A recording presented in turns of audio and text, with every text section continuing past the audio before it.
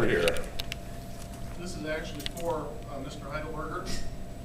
In the past few years, you've had some very public incidents in which you maybe had lost your temper. If that's not the correct wording, you can correct me. One as recently as just a year ago. When you're working with a board like the Madison Central School Board, how would you address that issue with not only your board members, but maybe the public? And I will let Cory answer that. And for the radio audience, the question was, how would candidate Heidelberger react to, I'm not sure I have the right term. I'll let him rephrase it. I'll take a shot at Okay, rephrasing. thank you. And I'll try not to lose my temper as I rephrase the question. The question is, with my reputed hot temper, how will I be able to deal with board members without blowing my stack? Does that effectively summarize your question, Rod? Awesome, awesome.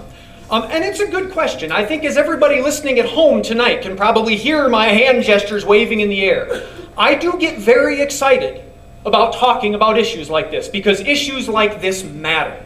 And when things matter to me, I make it clear. I don't hide that. Everybody knows that. And yes, Rod knows I get excited about things and I have a temper about things when I see bad things happening or when I disagree with some things. I think Rod's an excellent man to answer that question because Rod himself has seen me use my temper. I've used it on him.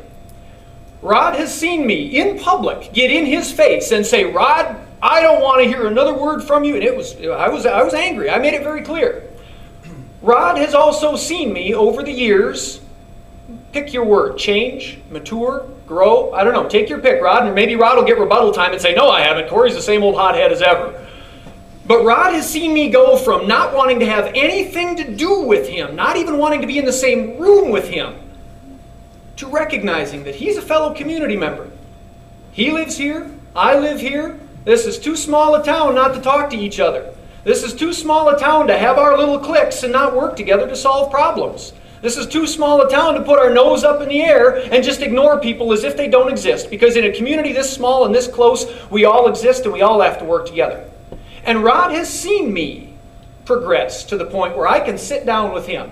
I can shake his hand in his office. We can talk policy. We can talk family. We can talk about issues and have an adult conversation. He can come on my blog, the Madville Times, where I write about community issues all the time, and I take some provocative positions, and Rod has seen it. He can come online and disagree with me, and I'll disagree with him, and at the end of the day, or the beginning of the day, we can still walk away and say, "Hey, let's have coffee," or "Let's talk some more about other issues," and Rod keeps coming back for that conversation. Yes, I do get excited about issues, and yes, if I believe in something and I see the board going the wrong way with your tax dollars, I will say so, and I will get excited about it.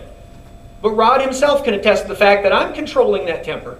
I can deal with things. I can be excited and forceful and direct about it, but I understand the professional bounds and I understand the need to cooperate in a board setting. Anyone else with a hot temper? The microphone's yours. Thank you, Cory. And I would ask if any other candidates want to answer a question. Seeing no